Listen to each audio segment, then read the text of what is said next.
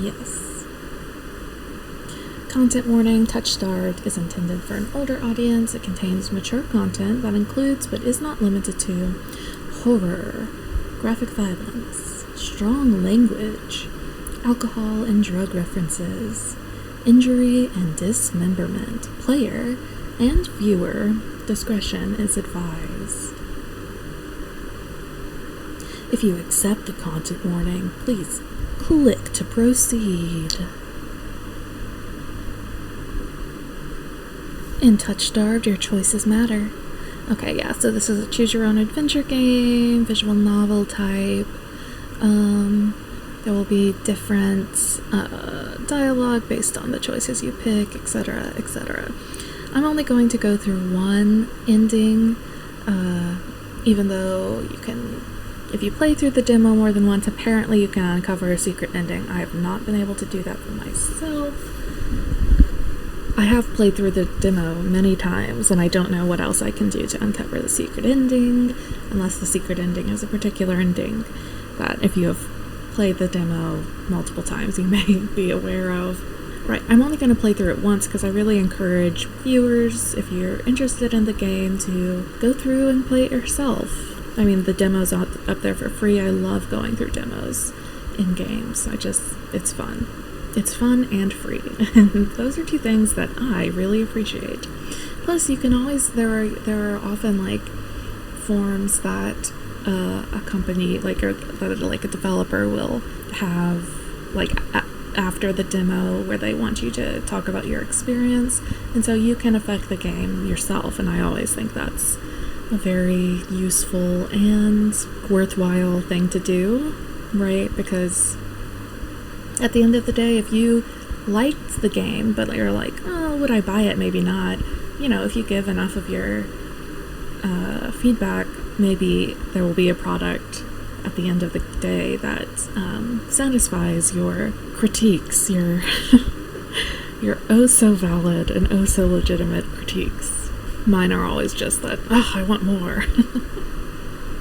Okay, my name is Chronic.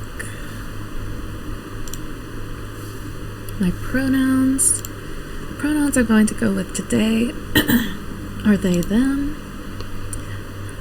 This world began to unravel long before you were born. It began with fogfall. Spectral mist bled from the seams where reality wore so thin it split. And from that fog emerged monsters, inhuman beings with unnatural powers. Some possessed language and intellect, others were mindless beasts, driven by little more than the desire to slaughter. As cities fell and unrest spread, humans united in their fear, while monsters thrived in the chaos. And then there's you. You're not even sure if you're human. You were born cursed, with hands that alter the minds of anyone you touch. Choose your backstory. Okay, this is one of my favorite things in games. I mean, I'm a huge fan of D&D, and so anytime that there is some sort of backstory that is given to a character, I'm always like, ooh, this is so juicy. And I think all three of these are particularly good. I'll go ahead and tell you the one that we're going to go with is the Alchemist, an abandoned mage, but the Unnamed Fallen Oracle and the Hound of Forsaken Thief are both really interesting backstories, and it's exciting to see, like, if you play through the demo different times, it's always nice to see the little details that change depending on your origin. So far it's not a lot, but I like to imagine that in the full game, your origin will have like a greater effect, especially depending on the person you choose to have a romance with, right? I'm hoping that like it changes, not necessarily drastically, right? I imagine the story will be generally the same, but it would be cool to see like the details of what your character notices change, and how that like sort of affects the flavor of the romance. Right, so let's go through them. So the Unnamed, a Fallen Oracle. You were raised as an oracle in a remote temple. The priest claimed your touch bestowed enlightenment, but a visiting mage revealed your curse for what it is. Following the mage's word, you fled in search of the snow biome. You regularly experience unnatural premonitions that rattle your body and soul. An innate sixth sense gives you a heightened awareness of hidden supernatural presences around you. Okay, badass. I love the, I think as someone who was raised in a very religious, household and culture, like, I always appreciate a sort of deconstruction narrative, which is happening in the Fallen Oracle story. And then we have the Hound, a forsaken thief. You were raised by society's outcasts, criminals who accepted you when nobody else would. Your partner in crime, a friend since childhood, helped you steal enough money for a cure, then betrayed you. They left you with only enough coin to travel to the snow biome, your last hope. You have sharply honed social intuition. You can survive and even thrive in the violent underbelly of any city, using your experience with the underworld to get ahead. I think this one, for me, the childhood friend that betrays you, I don't think it hits me as hard because I don't I don't have any friends that I've had since childhood, so it's harder to relate. But I think the Hound has, like, I think the Unnamed and the Alchemist, they don't have necessarily the exact same skill set, but they have a much more similar skill set than the Hound. And I think the Hound is going to make for really interesting playthroughs if the sort of authors of this visual novel can think of unique ways to point out the similar things that the Alchemist and the Unnamed do, but in a way that doesn't rely on magic. I think that's really interesting. In a world that is magic, like, you are not magic, right? I always think the person who is, like, the odd man out in terms of, like, abilities is one of the most interesting characters in any given story, right? And then you have the Alchemist, an abandoned mage. An exiled Cenobium mage took you in as a child, raising you as her apprentice. She seemed to take pity on your curse, but you discovered that she was cultivating you as a test subject. You fled to the Cenobium, seeking a cure. You are an experienced spellcaster with an encyclopedic knowledge of alchemy, spellcraft, and history. With a little observation, you can identify the subtle effects of magic. So for me, this is the one that I choose because I think, one, it's the nerd, and I am, if anything, or I have been in life, a nerd.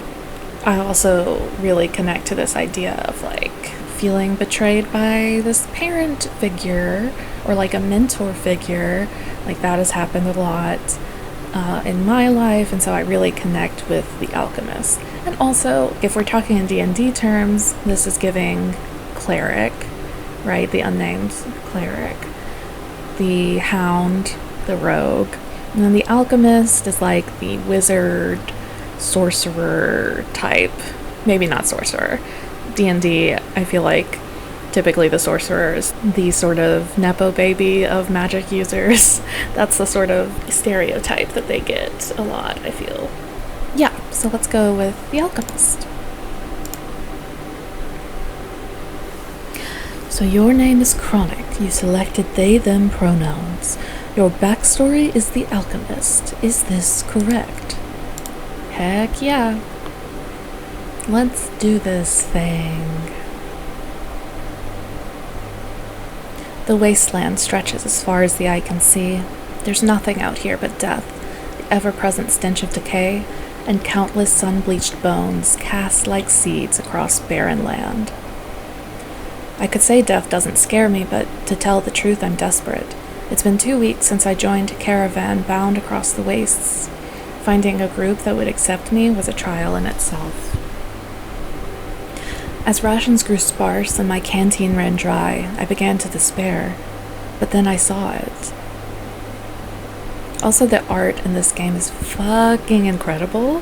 I love it so much. I'm in awe and very jealous of whoever did this art, their talent. And you'll see with the people, look, they created some hot people. Iridia, the city of knowledge, one of the last bastions of humanity left in the world, and home to the famous academy called the Cenobium. All the world's knowledge gathered in one place.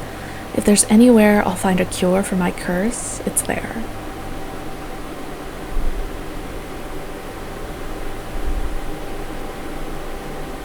All that stands between me and a cure is a final stretch of salt-soaked wastes, or so I think, until I see the first tendrils of fog snaking beneath the wagon.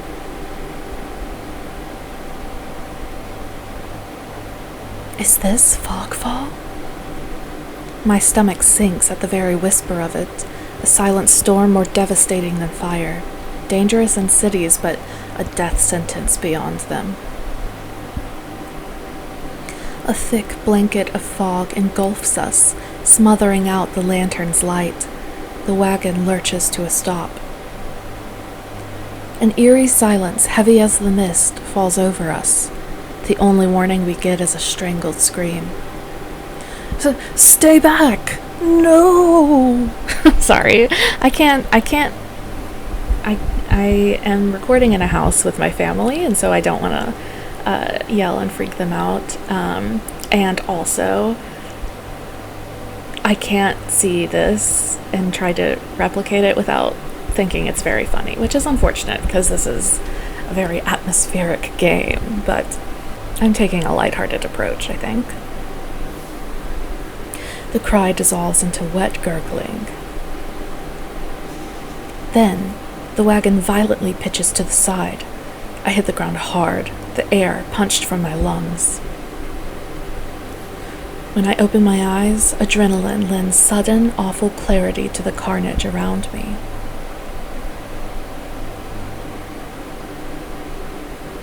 A trader I once shared bread with lies face down in the mud, their back reduced to long strings of torn muscle, gleaming gristle, and exposed bone. Bodies litter the wasteland. I try to rise, but my ankle explodes with pain so blinding, white blooms across my vision. Only when my eyes adjust do I see the dark shape in front of me. A soulless stoops over the twisted form of a caravaner. I freeze, but it swivels its head. A dozen bulging eyes twitch in my direction and blink as one. The soulless lets out an ear-splitting shriek and runs at me. Okay, before we continue, let us look at this monster design. Okay, cool. I think my favorite thing about the soulless is these horrible little fingers turning into, what would you call this? Like a spine, an external spine, maybe?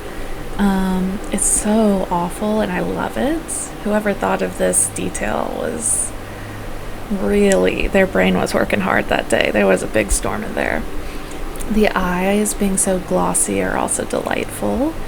I like how the eyes on the body seem so much more full of life than the eyes on the head.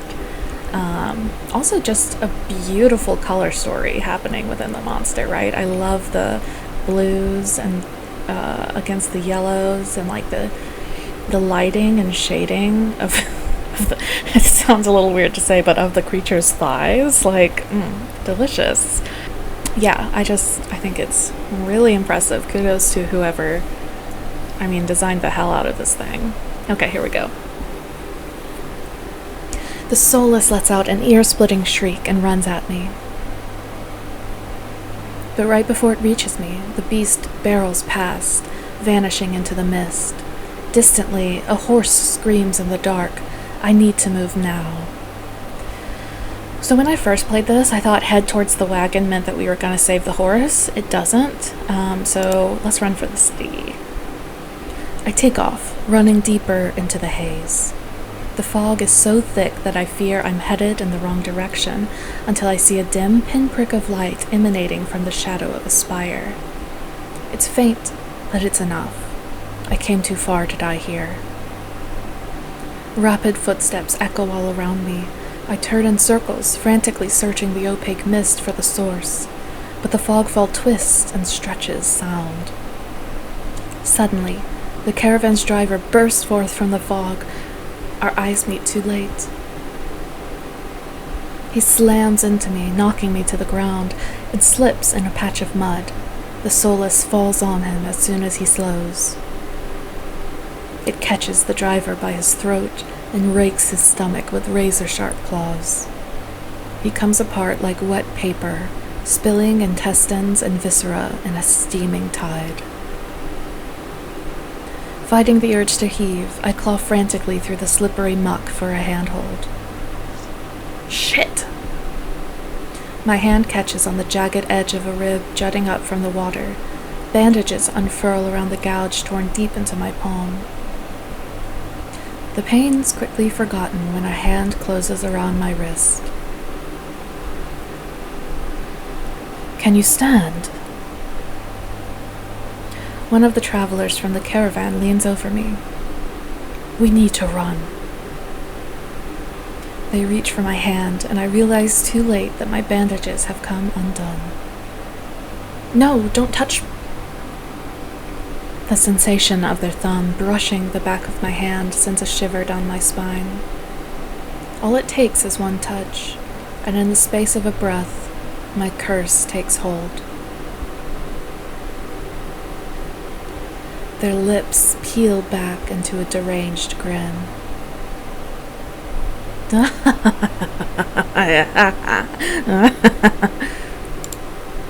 No, I've seen this face countless times before. This is my curse, madness of my own making. Their grip on my hand tightens until pain radiates from my knuckles. Let me... Suddenly, clammy hands crush my throat, choking off my breath. Die, die, die, die, die, die.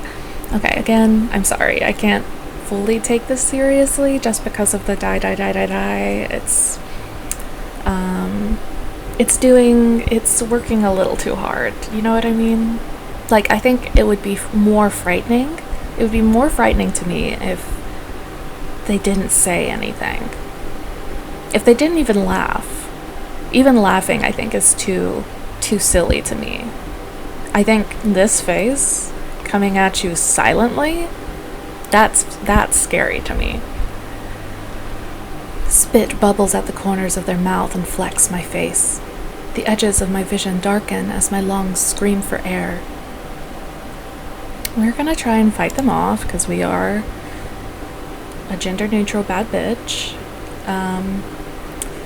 My nails gouge deep into the traveler's wrists, but no matter how much blood I draw, they don't flinch. The more I struggle, the tighter their grip grows. I almost said my puzzle. My pulse hammers in my ears, slowing with each thudding beat. This can't be happening. I'm going to die, and not because of the fogfall or the solace, but because of my own curse. Tears sting my eyes. No, no, no, not here. Not like this. The hands drop from my neck, leaving me wheezing for air. My lungs burn with each ragged cough. My vision clears, and the traveler's face takes shape, hovering inches from mine. Lips still split in that macabre smile, even as the blood seeps between their teeth. They give one last shuddering breath, then slump over the claws hooked through their stomach. The soulless shoves the body aside, and the glowing eyes studying its leathery skin thin as though grinning.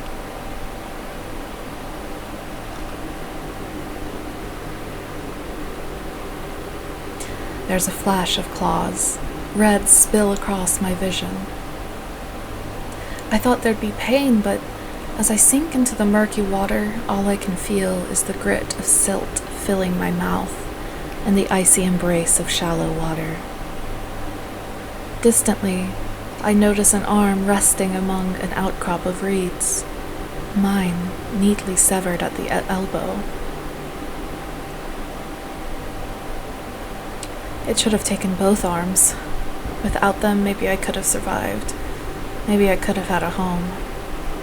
Instead, I'll die, cold, alone, and face down in a desolate wasteland. A fitting end for a monstrosity like me.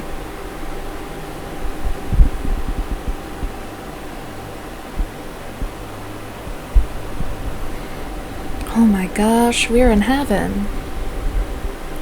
If this is death, it's not as bad as I feared. The cold is gone, as is the choking stench of bog water. I could drift forever, cocooned in oblivion, until all thought and sensation vanished. No curse, nobody howling at me in madness and terror. Nothing at all. The thought has terrible appeal to it. But the next moment, I take a reflexive breath. Air pours into my lungs, then out again in a ragged gasp. Ugh. Feeling comes flooding back, warm cloth on my bare skin, a firm surface underneath me, a strange tang of sulfur in the air. Do not be afraid.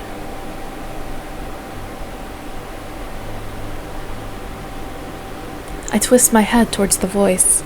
Tears flood my bleary vision at the bright glow of lamplight.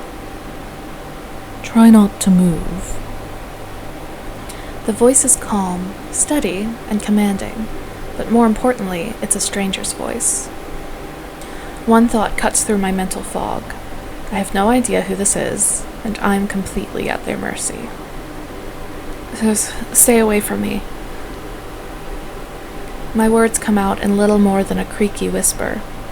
I clamp my mouth shut, hating how weak and helpless I sound. No. No? Who the hell is this? We're gonna lie back down, give ourselves some time to recover, because we did just come back from the dead, it seems like. I let myself slump back against the thin pillow, wincing when the motion jolts my head. Oh. A cooperative patient. Thank you. The words swim in one ear and out the other without much comprehension. I pull the sheet up higher, wiping my eyes until my vision clears. Okay, and your vision clears, and quite a vision, quite a vision. The stranger towers over my prone form. Warm light reflects off his pristine medical coat. I think my favorite detail are this chest strap with little bottles. What are they called? Test tubes. I instinctively shrink back, and that's when I notice that I'm completely naked except for a thin linen sheet. Naked, lying on a low cot, with a pair of sharp, golden eyes watching my every move. The man's gaze flickers to my exposed, unbandaged hands. I plunge my hands under the sheet to hide them from sight, though it's too late. He must have noticed what they look like. Strange, cursed, inhuman. I brace myself for his inevitable suspicion and disgust, but his expression doesn't even flicker from that courteous smile. He just watches in placid silence as I struggle to make sense of my surroundings. Where am I? Who are you? Be calm. You are safe here. Whoever this is, he clearly has no idea who or what I am. I've never been safe anywhere, with anyone. Even my own mentor, my teacher, thought I was nothing but a convenient specimen to be used and discarded. I scowl, pulling the sheet protectively around myself. Where are my clothes? The man's golden eyes narrow slightly. A sharp sigh rustles the papers in his hands. I see you are not to be dissuaded. Your clothes were torn to shreds when I found you, but I procured replacements. With a soft creak, he stands from his chair, giving me a better view of my surroundings. All right, we gotta check it out. It's a cute little doctor's office. Am I terrified by some of the instruments I see? Yes. I love this painting. I just think the art in this game shows so much care. The shading and the lighting of even just this curtain, I'm dying, I'm dead, it's gorgeous. But if you look at this painting, I feel like it's so detailed and so, the skeleton looks so anguished, and my little emo heart loves that. Okay, enough appreciation of the art. I seem to be in some sort of medical clinic. Bottles of silvery alchemical concoctions line the counters in neat rows. The air makes my nose twitch, a faint whiff of smoke and something distinctly metallic that I can't quite place.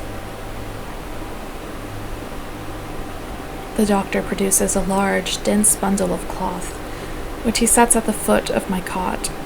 He's easily a head taller than most, and I have to crane my neck to look at him. We're gonna ask him to step out, because we are chaste, we are demure, but also I love playing sort of off-putting characters, right?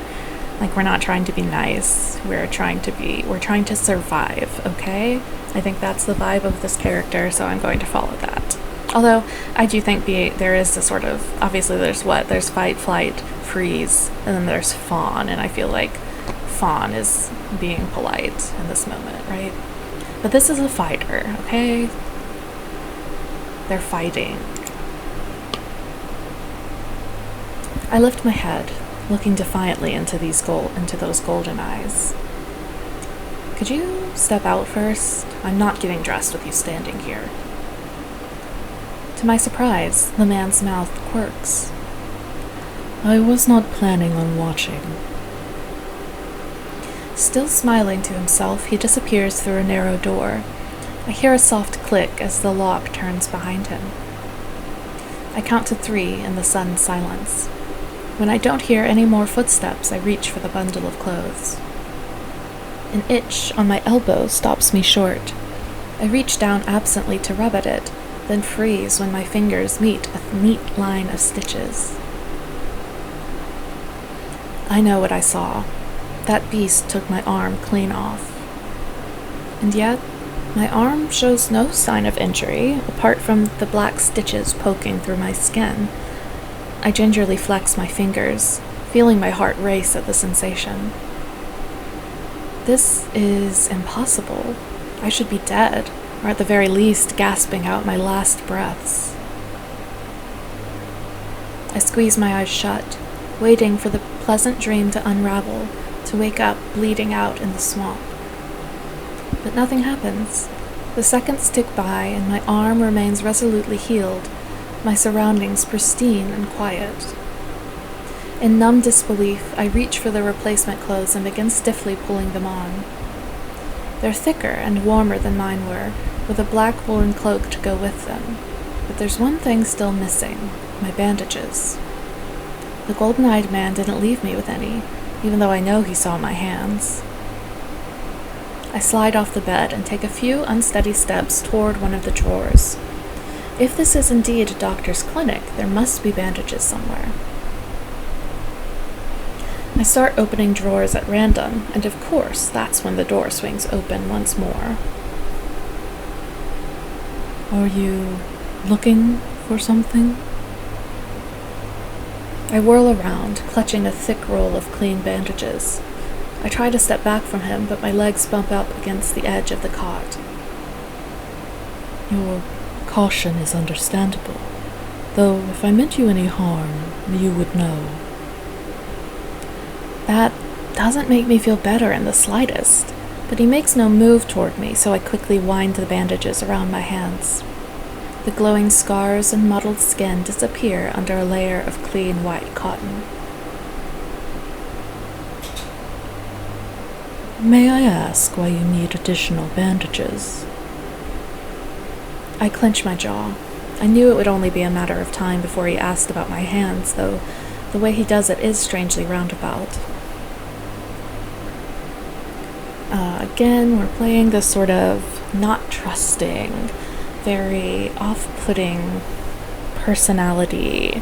Not off-putting, like, there's something, I think, very charming about someone who is a little bit angry all the time, but we're gonna glare at him. I fix him with the coldest glare I can muster. He doesn't even blink, meeting my eyes serenely as I finish tying my bandages. I am not easily intimidated. I hastily break eye contact, but he says nothing more. At least he doesn't seem angry. But if he wants answers out of me, I'm still going to need some from him first. Who are you? You may call me Kuros. And where exactly am I? Iridia, which I assume was your caravan's destination. I can think of nowhere else for a group of travelers to go. Iridia. So I made it to the City of Knowledge after all. I should feel relieved, but all I can manage is a vague sense of increasing unease. How did I end up here? I brought you to my clinic, of course. You were the only survivor from the caravan, barely clinging to life. You needed immediate treatment. Which you provided. Yes. He says it so simply, as if I'm a small child and he's explaining basic addition to me. I frown and flex the fingers on my recently healed arm. Aside from being a bit stiff, it feels fine, thoroughly attached to me. You're saying that you stitched my arm back on? Pardon? A Solus attacked the caravan. It ripped everyone to shreds. It tore my arm clean off. But when I woke up here, I spent my entire life learning from a Cenobian mage, and I know of no alchemy or magic that could reattach a severed limb. Even if he somehow could heal me by magic, I should detect traces of it. But I sense nothing out of the ordinary at all. The doctor, Kuros, pinches the bridge of his nose. He sits back down in his chair, quiet for a long time. I do not know where you come from, but Iridia is the city of knowledge and deadly secrets alike. Information is power, and it is most unwise to give or receive it freely. Since you have refused to divulge your secrets, I will not divulge mine. I do not even know your name. You are new to Iridia, so I will overlook this specific breach of etiquette. However, you should not expect others to extend the same courtesy. Do you understand? He looks pointedly at my freshly bandaged hands. Loath though I am to admit it, he has a point. I'm also a complete stranger to him, and if he's telling the truth, he saved my life. I take a deep, steadying breath. This time, when I speak, I sound a bit more like myself. Chronic. My name is Chronic. It is a pleasure to meet you, Chronic. There's a little more warmth in his smile, his polite demeanor back in an instant. We're not gonna say thank you. Chronic is an ingrate. No. But we are just going to skip straight to why, because I think that is a justifiable question. If there's anything I've learned, it's that everybody wants something. With the world in such peril, no one reaches out a hand without expecting something in return. Can I ask why you saved my life? You don't know me. The question seems to startle Kuros. Look at his eyes, look at his expression, like, oh shit, very deer in the headlights, and I love it. I could hardly leave you to die in the wastes. Assisting those in need is the very essence of a doctor's duty. I've never met a doctor who also handed out free clothes. My fingers find the edge of the cloak. There's a subtle but delicately embroidered pattern around the hem. I try not to think about what kind of price Kuros might ask for such well-made clothes. I mean, okay, looking at Kuros though, like, I think he just knows the value and the necessity of nice things. I mean, look at the character design. Look at all the gold, look at all the, like, this is peak fantasy outfit. Like, even got the sort of, I don't know what kind of sleeve you would call this, like an I would say maybe like an exaggerated bell sleeve, but it's a hot look, and Kuros, I think, knows that. And I think Kuros, honestly, I'm guessing these clothes are his, right? Like, if they're nice clothes that he just happened to have.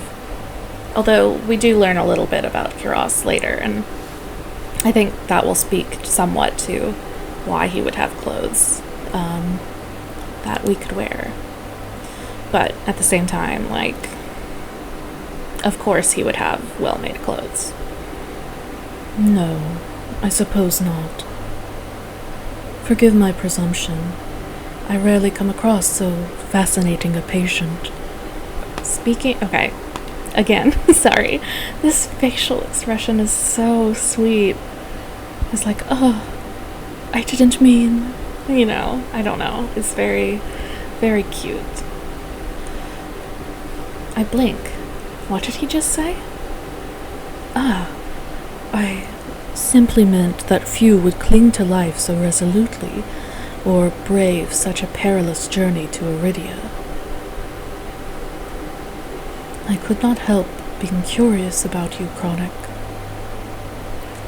His voice dips to a soft murmur, and he abruptly looks away from me. He's shy. Okay, now we're gonna be nice. You're pretty curious yourself. Am I? Ooh, he's so pleased. Well, I haven't forgotten about my arm. I wiggle my intact fingers at him. Clearly not. But you haven't asked me for any payment either. I require none from you. Travelers do not have an abundance of coin, and it would be unethical to leave you destitute in a strange place. So true, so true. A man who cares about ethics? In this economy? Did you hear how uncertain I was making that joke? I fall silent, unsure what to say to that. Nobody would help a whore like me for free. There has to be some kind of catch or trick, right? Me every time someone helps me, even if it's like a friend I've known for years and they're just like doing something very small to help. It's like they pat my back and say, it's okay, and I'm like, nobody would help a whore like me for free.